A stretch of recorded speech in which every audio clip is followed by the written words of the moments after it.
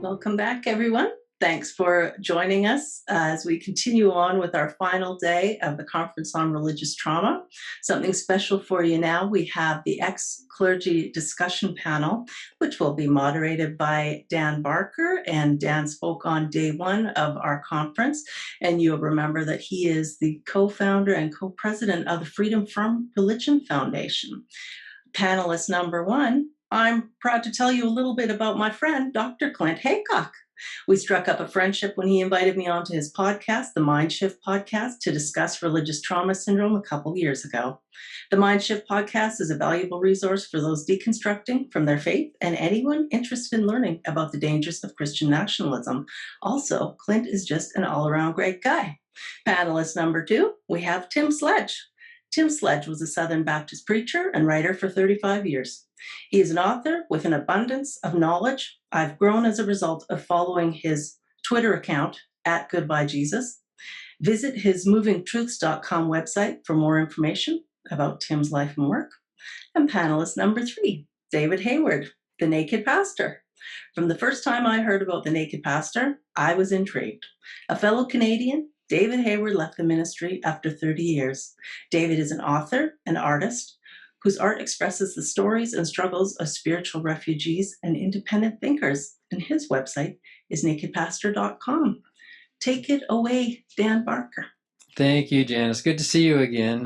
This has been a great week, hasn't it? So, since we're a bunch of pastors, former pastors, I think we should begin today like we would normally begin as pastors begin, by taking up a collection. We will pass the hat among all of you. And what I used to preach was, let it be a silent offering. No coins, no nickels. We want it to be a silent offering, you know, with the big bills. But you've all paid to be in this conference, so then I guess we can skip that. So as you heard, I used to be a preacher. I was a born-again, Bible-believing, evangelical, conservative preacher back in the 60s, 70s, early 80s. And I won't tell you my story. If you're interested in more about my story, it's in the book Godless, How an Evangelical Preacher Became One of America's Leading Atheists, to where now I'm preaching a better gospel, the good news that the best society is a secular society, that state and church should be separate.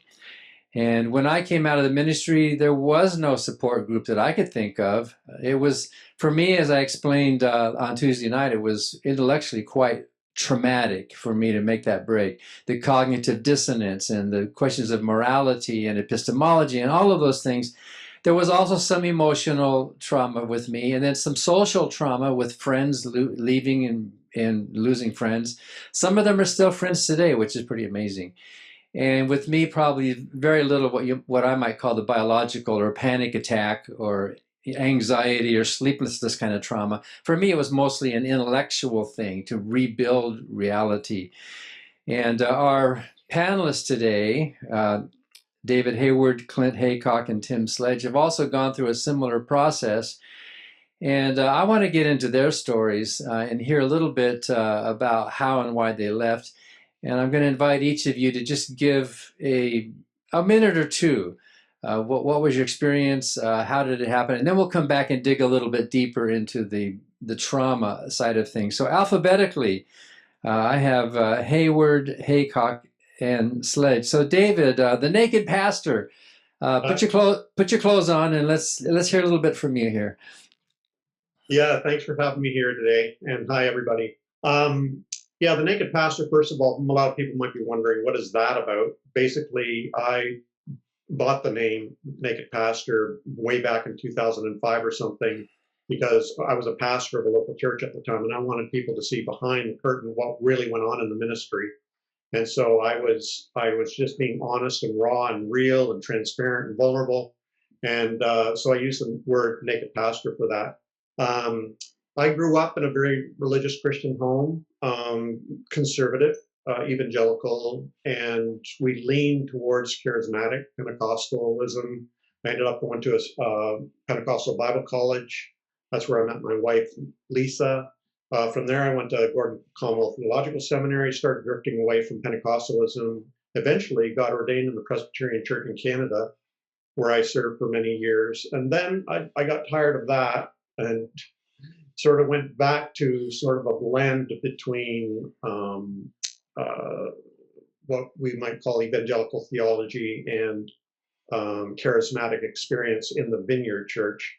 And I served the Vineyard Church for many years. And then in 2010, I just felt I couldn't find a place comfortable anymore, enough for me to grow, to continue growing and changing my beliefs. And in 2010, I left the ministry and decided to take the leap into trying to see if I could make Naked Pastor a full-time gig. And I have. And so it was one of the most difficult decisions I've ever made. And it took a few years to work through that traumatic, like you were talking about, Dan, traumatic transition. But I made it, and I'm glad I did. So that's basically my story in a nutshell. Wow. Do you still speak in tongues? Angry. When you hit your thumb with a hammer. Well, thank you. So let's move on then to Clint. Mind shift, which is, I think, appropriate for dealing with trauma. It is. Yeah. So like David, I was raised in well, I would say fundamentalist home, really. I see it now as a cult, really. It was part of the Bill Gothard Institute Basic Life Principles cult. And that really messed me up. And that's the whole traumatic piece I'm sure we could talk about later. But I see now me going into academics and pastoral ministry as a means to help other people avoid a lot of the traumas that I experienced as a kid growing up in it. I wouldn't have seen it that way at the time, but I think I see it that way now. And so when I came over here, we moved over to the UK about 15 and a half years ago for me to pursue my PhD. And that was sort of, we'd already started deconstructing, but it took probably about 10 years to fully get out.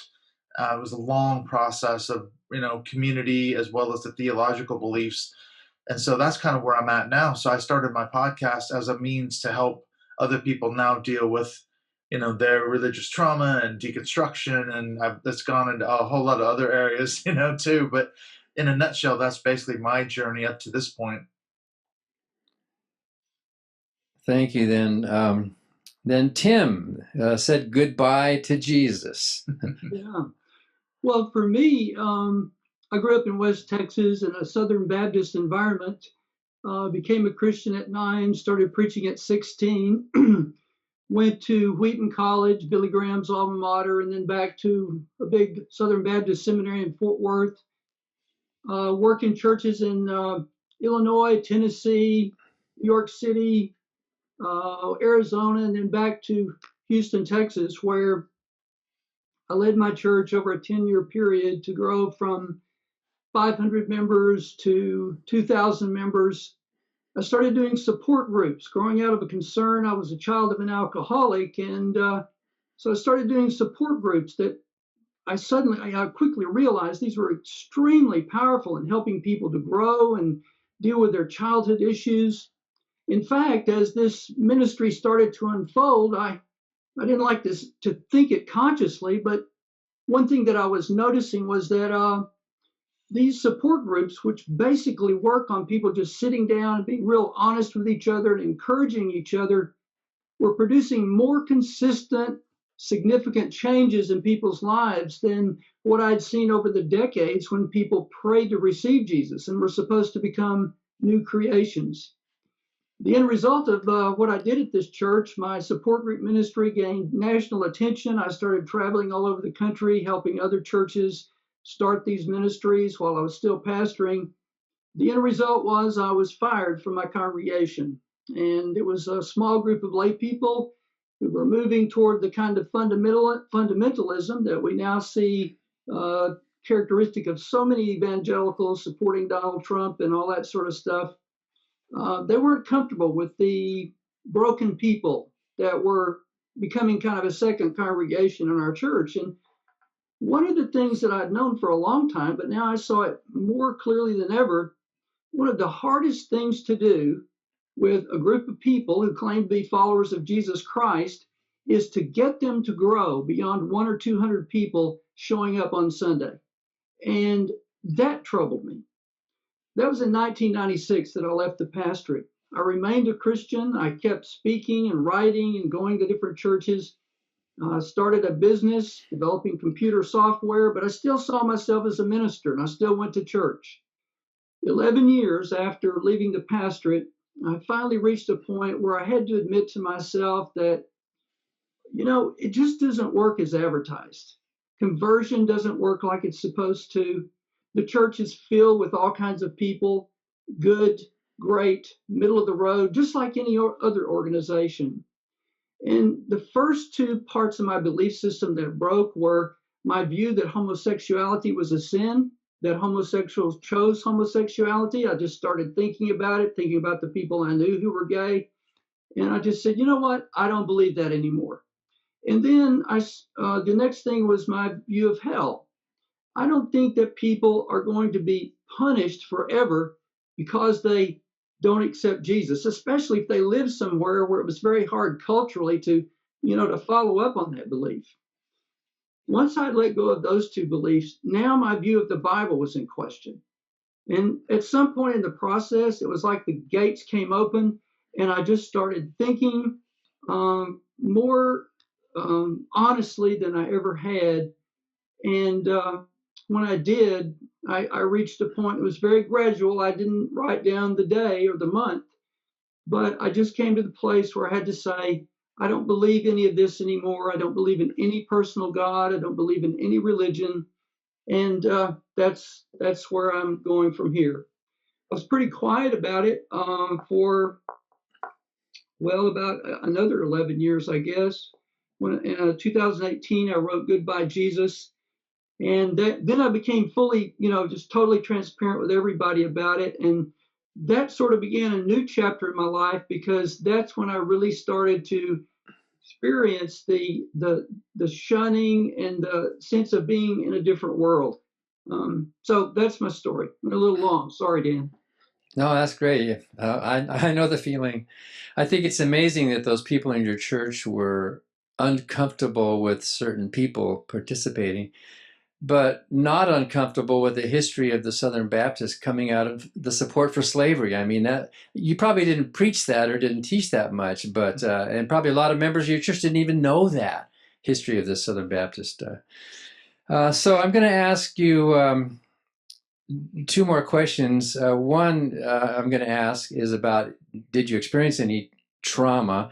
And then after that, how did you deal with it? But first, I want to ask you something. When I was a clergy, not only did I feel a calling from God, which was pretty special, like, wow, I get to be on the front line, I'm called by God, but I noticed that not just parishioners, but everybody seemed to treat clergy with a higher level of respect, like we were somehow a higher caste of person in the world.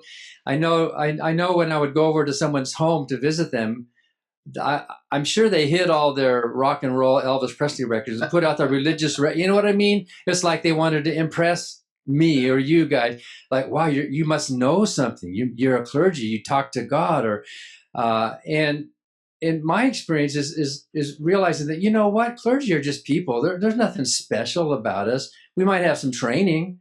We might know something about how to translate the book of Romans or Hebrew poetic literature. But let me ask each of you just very quickly, do you think clergy, pastors, priests, are special people, or are we just the same normal people with the same psychological foibles and struggles as anybody else in the world? Let's go in the same order again, maybe with David then. Well, I'll just say no. That's interesting. One of the things I always wrestled with was I was headed for PhD studies in New Testament, and we ended up getting pregnant, couldn't afford to keep going in my PhD studies, and I was offered a way out by accepting a student charge as a Presbyterian student minister.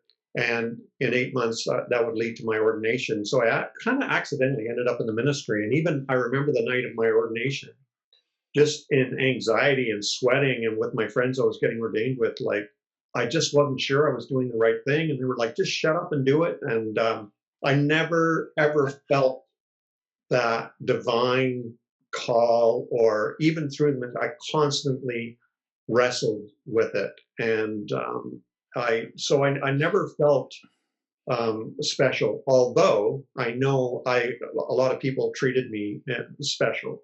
That's one of the things I noticed after I left the ministry. I lost that status, and I noticed I was, people could tell dirty jokes around me now, and so on. So yeah, it's a very interesting kind of conflict thing going on when I myself didn't feel special, but others thought I was or treated me.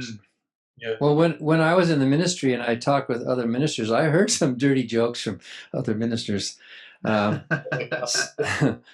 fact, I think when clergy get together, practicing clergy, they don't have to pretend. They can just be themselves among themselves.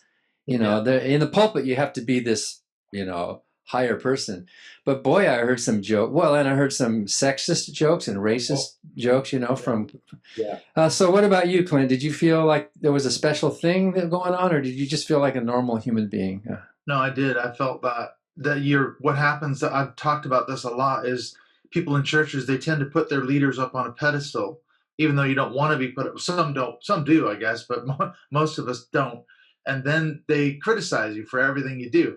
So you're up on this pedestal, and then they throw rocks at you. This was my experience. You couldn't do anything right. Everything was second guessed and criticized, and is a very stressful place to be. And yet you're at the same time, you're supposed to be the super spiritual person with all the answers, like you said, Dan. You know the Greek, the Hebrew. You've studied theology. So you're getting phone calls and emails and things, questions all the time. And so that was very stressful because, you couldn't be yourself around your congregation, essentially. And then when you'd go to these pastors' conferences, I would always find that people would be confessing how they're addicted to pornography and all the rest of it, and they can't talk about that because they could lose their job. Most pastors really, really struggle, I believe, the ones I've always met, with those kinds of anxieties that they're almost leading a double life. They can't be themselves, and that's eating away at them because they know they're not being authentic, but they can't afford to be authentic because they could lose their job. So it's a crazy system. So, Tim, did you think you were pretending to be somebody you were not, or was it just a sincere thing with you? Me, I was pretty sincere, but I think David and Clint nailed it on several points. People do treat you differently, and I wanted people to just treat me normally, so that always made me uncomfortable. But I think there's kind of a tell in that a lot of Christians, I'm not sure how strongly they really believe in the omniscience or all-knowing power of God, because when they're around a minister, it's like, now God can really see me. They think that God's looking through their eyes. He's watching you. Yeah, and even more now. To the business world pretty soon after I stopped being a pastor, and like David mentioned, it's like it just dawned on me. I've been treated differently. I've been treated sort of like an uncle or a member of the family. My whole life in the business world, it was different very quickly. But I actually kind of like just being more of a regular person. One other thing I would say is that online, a lot of atheists, a lot of anti-theists, I guess, they'll say things like, all ministers, they're just about power. They're just trying to get money. And Clint touched on this. Being a pastor is, well, I'd say, I stopped being a pastor. I started working the business world with no training, no experience, but my life was 10 times less stressful than it had been as a successful pastor. And Clint is exactly right. You're held on a pedestal, but they're throwing rocks at you up on the pedestal. And I think a lot of people don't really realize how stressful being a pastor is. Yeah. And most of the pastors I knew, they weren't making a lot of money. Most of the pastors I knew were sincere. They're regular people, but they really wanted to help people. So, I even though I'm an atheist now, I recoil a little bit when people say, all ministers they're like just trying to make money. They just want power. I don't agree with that. I think they're sincere. I think they're wrong now. I think they're misguided, but I think most of them, I think they have good intentions. I was the same way. I was sincere, and I assumed that all the rest of them were. But we do know there were some bad apples, and if you Oh, read yeah. Free Thought today, our black collar crimes, the sexual and financial crimes, and of course in the Catholic Church too. But I think the majority of them are sincere. At least that's my experience. Yeah. So let's just lump the next two questions into one. Maybe take 3 or 4 minutes on each of these, and then we can go to questions. Did you experience trauma coming out of the ministry or out of the faith? And then how did you deal with it? So, if we put both of those together, I think that's the core of what this conference is about. So, David, did you experience any what you might call trauma with going through all of this? Absolutely, but it took me a while to realize I was. When I quit the ministry, I remember my first Sunday after being out, and I was on my back deck, and it was a beautiful day, sunny. I had a nice cigar in my possession, and I was smoking a nice cigar on my back deck, drinking a coffee. I thought, this is incredible. I mean, it was so quiet and peaceful. Not going to church. And then I went for a walk with my dog, and cars were going by, people dressed in suits. I knew they were going to church. I felt really weird about it, but it was like, this is wonderful. I couldn't believe it.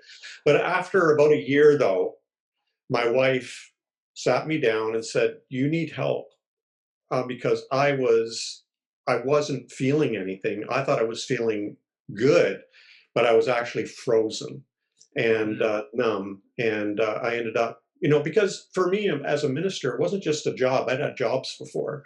This was my life. I mean, everything, my meaning, my sense of purpose, my sense of destiny, my sense of vocation, my sense of using all the tools I'd learned and all the skills I'd learned and everything. It was all bundled up. It permeated my whole life, so that when I left the ministry, it was like brain surgery where a tumor has tentacles all throughout, and it was brutal. And so I ended up seeking help through therapists and coaches and some trusted friends and counselors. My wife and I had a lot of long talks. Like it took a few years, and it was a very, very scary time, probably the scariest time of my life, coming out of the other end of that. Did you have any physical, like anxiety, panic attack, that kind of stuff? No? I'd have trouble sleeping once in a while or things like that, but it wasn't a thing for me like you. It was all up here. And but the way it manifested in my body was just numb, and I wouldn't be present. I'd be off somewhere. I'd be zoned out, or whatever, things like that. That's how it would manifest physically. But it was all really taking place up here. Yeah. So you got help with professional help.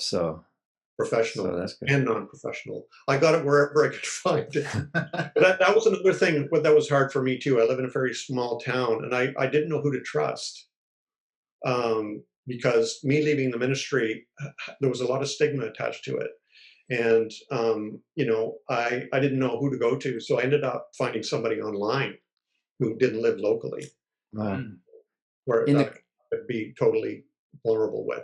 This comes up a lot in the Clergy project. There's more than 1,000 participants now, and some of them do need help. So we help them find counselors, and they insist, especially if it's marriage counseling, because your marriage can really suffer as a result of leaving this life.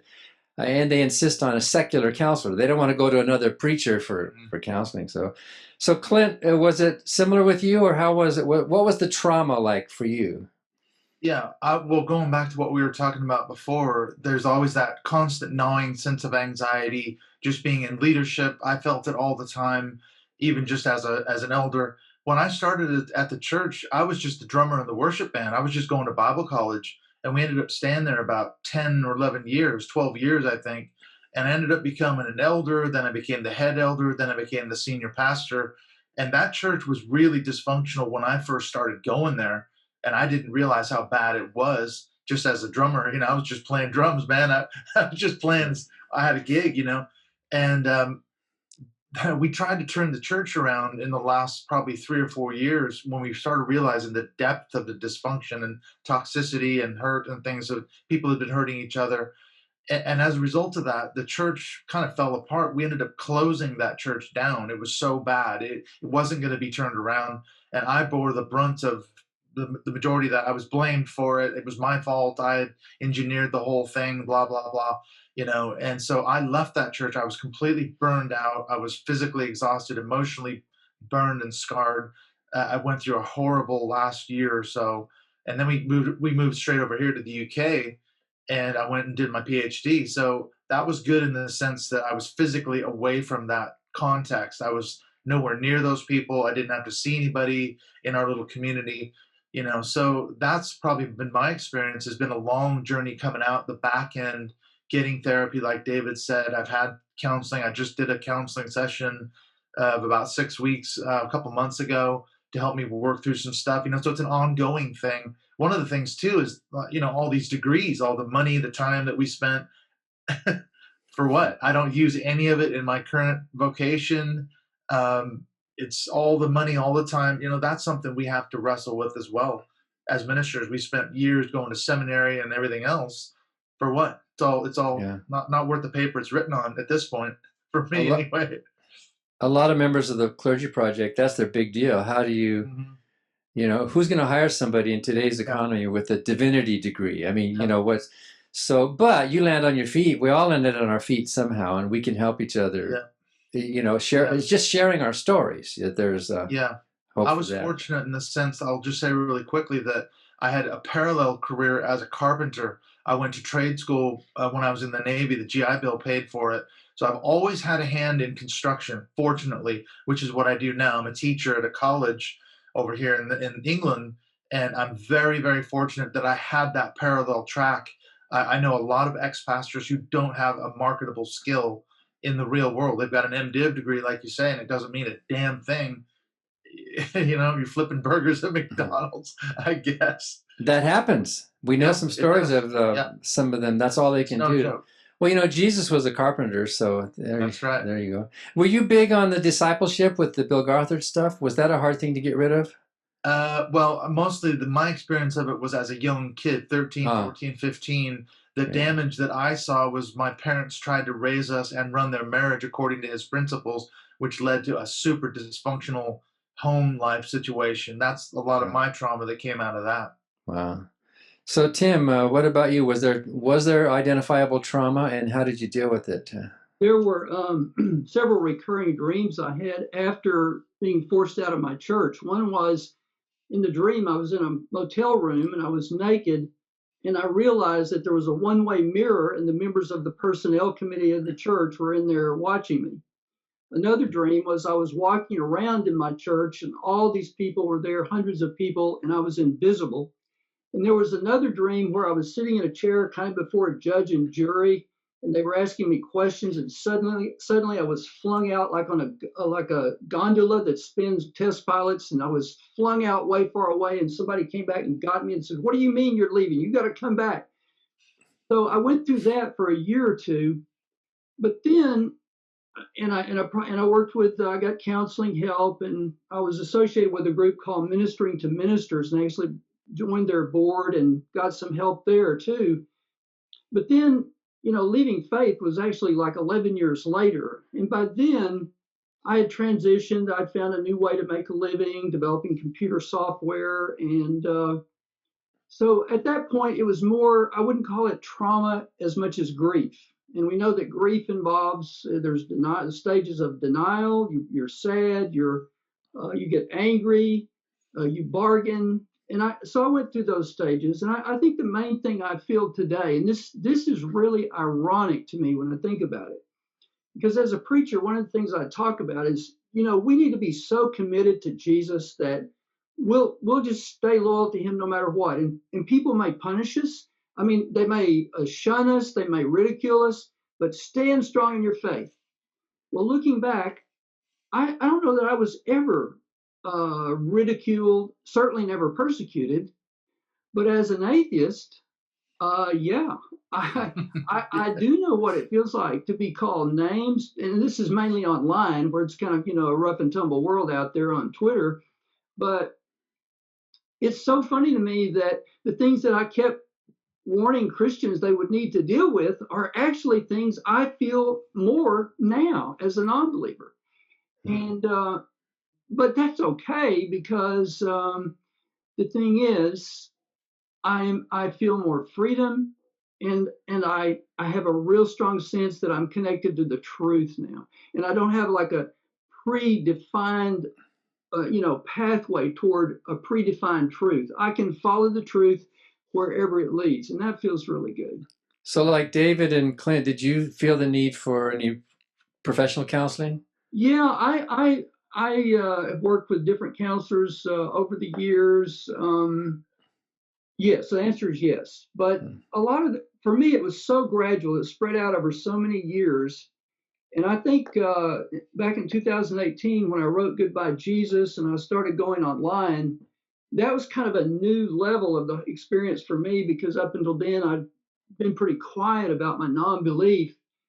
And so that sort of brought a whole new level of, okay, who am I, and how do I deal with this new role, and how do I deal with the fact that I had some really good friends who were ministers. I helped start a minister support group, and I had 5 guys I was really close to. And if I called those guys today, we'd have a nice 10-minute talk, or maybe we could have lunch.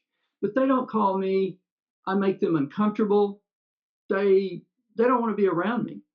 And that's a real loss. And that happens with other friends, with family members.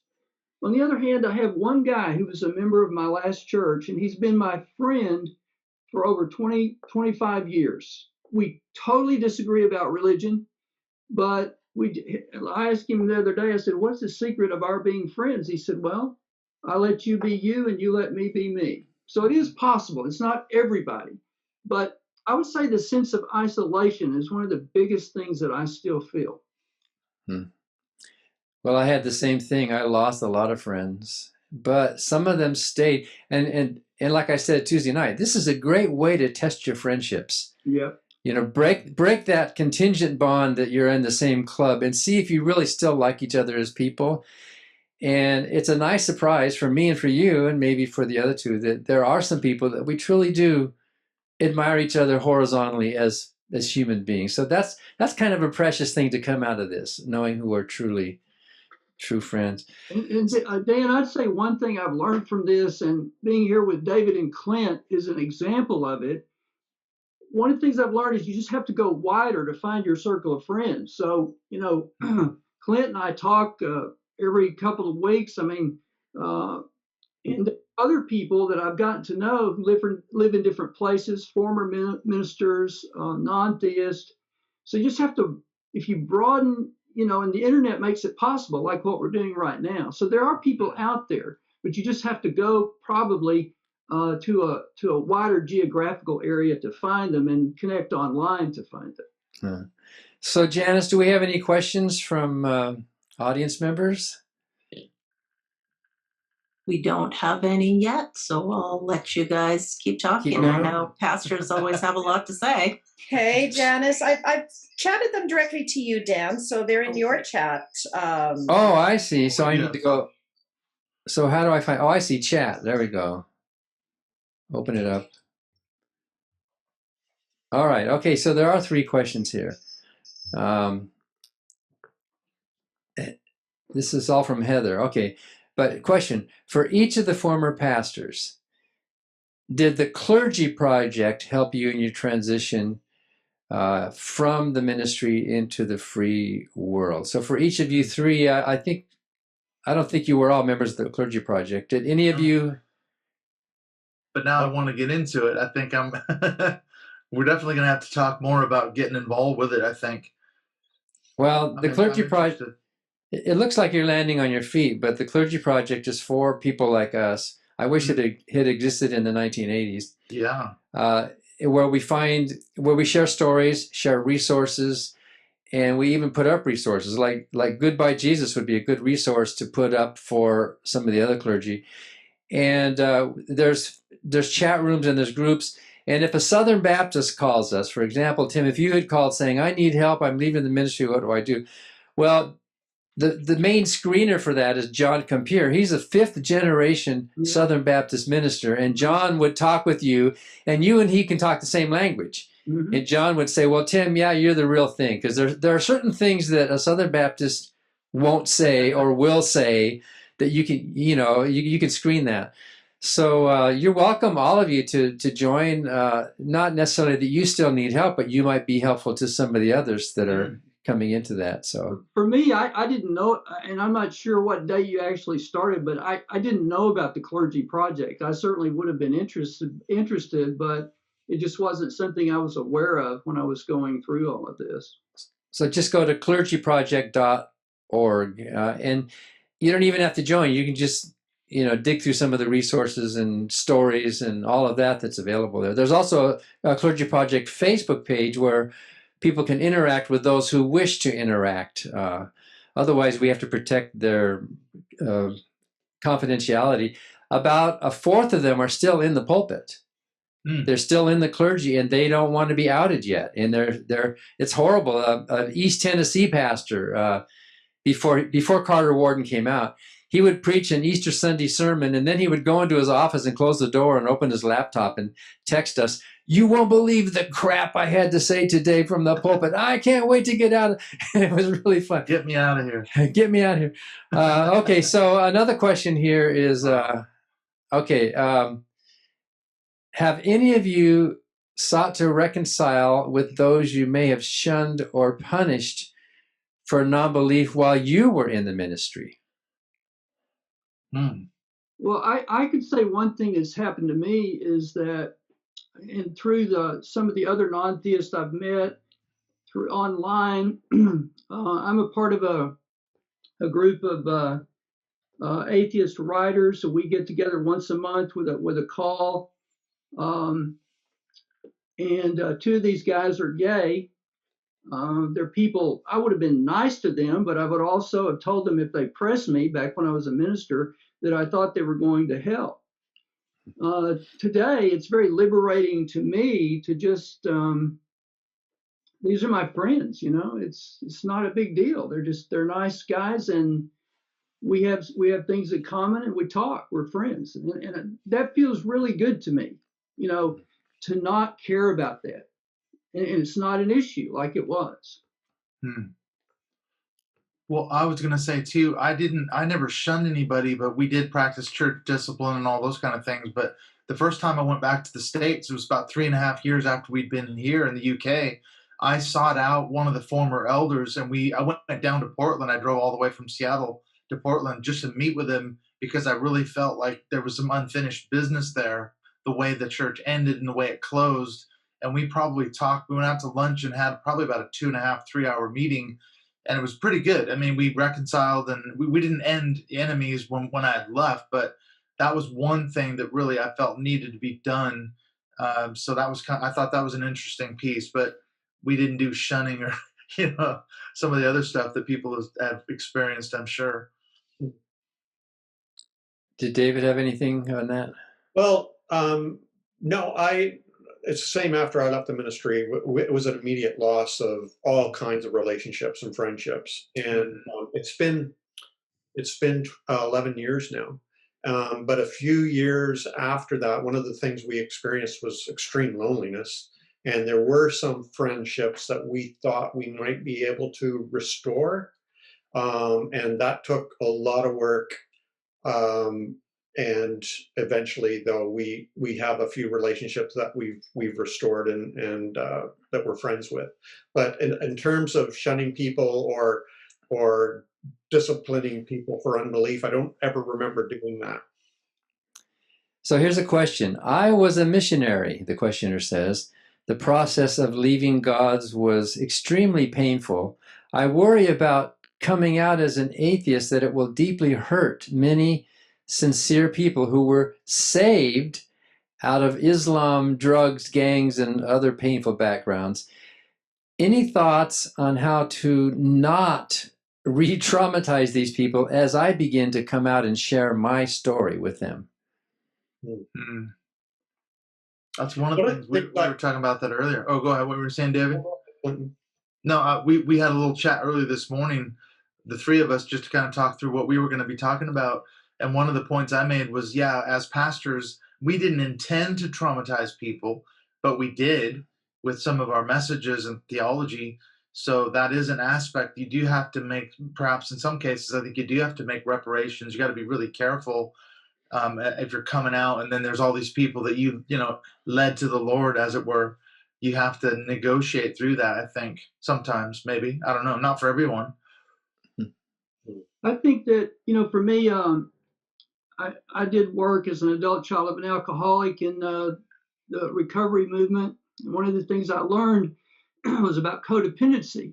And codependency is where we are so concerned about how others see us and how they think that we do that to the point of neglecting our own needs. And I think, well, first of all, I would say that whoever's the person who's asking the question, this is not easy, and what you're doing takes courage.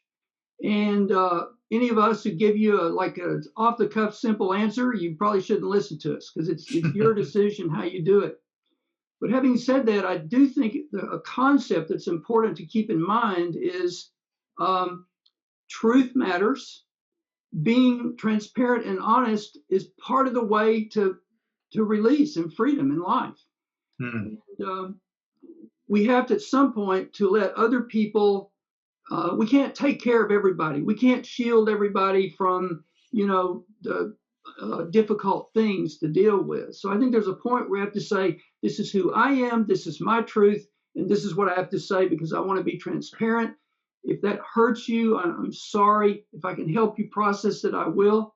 But I need to be, this is about integrity. This is about telling you who I really am.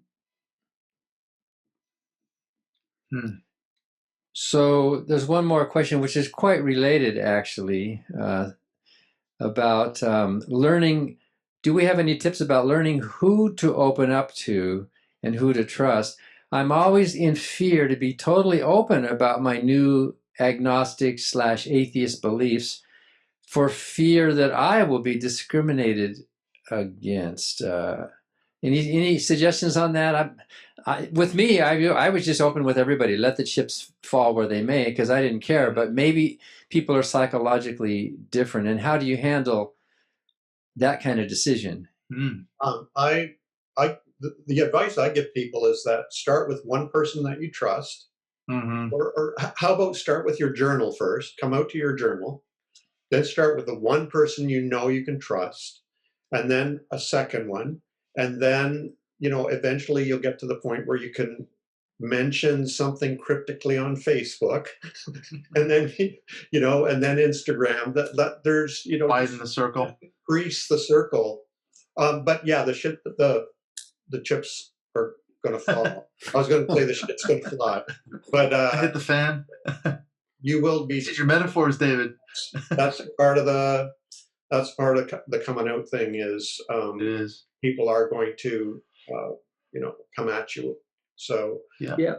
But you can build your resistance, right? Yeah. Your immunity to criticism. Yeah. Well, and I would say too, the family members are particularly toxic in that regard. We hear this a lot in terms of religious trauma syndrome, where you've got, let's say, family members who are still in the religion or group, whatever you came out of, and they can be very, passive aggressive, and you drop the kids off at grandma's and they come back with a Bible and religious tracts and stuff like that, And so that's a big concern, isn't it, about who you tell, because family members can be very toxic sometimes. And one thing I would say is that leaving faith is not for the faint-hearted. It requires courage. But there are other people, like the people that are in this conference and people are in this discussion today, who will be supportive and helpful. And another statement I love to keep in mind is, when you're with sharks, don't bleed. So that's a good one too. That's good advice. Well, I think we will end with a benediction now and a final prayer. Is that right, Janice? Don't want to pass the hat. Yeah, I'd be more interested in a collection. This was wonderful, you guys. Thank you so much for your transparency and you're willing to discuss some of these things with us. I know we do have other ex-clergy, former missionaries who have been watching and attending, and I'm sure that they can relate to the things that you said. I want to invite you also, after our very last session today and after my closing remarks, all speakers are invited to attend an online celebration, a gathering, networking, hosted by Janet Heimlich and Child Friendly Faith Project. So I hope you'll join us for that. And to everybody else, we have one more fantastic session coming up you won't want to miss. It's our very last one with Chani Getter, and that will be in 15 minutes, I believe. So we'll see you then.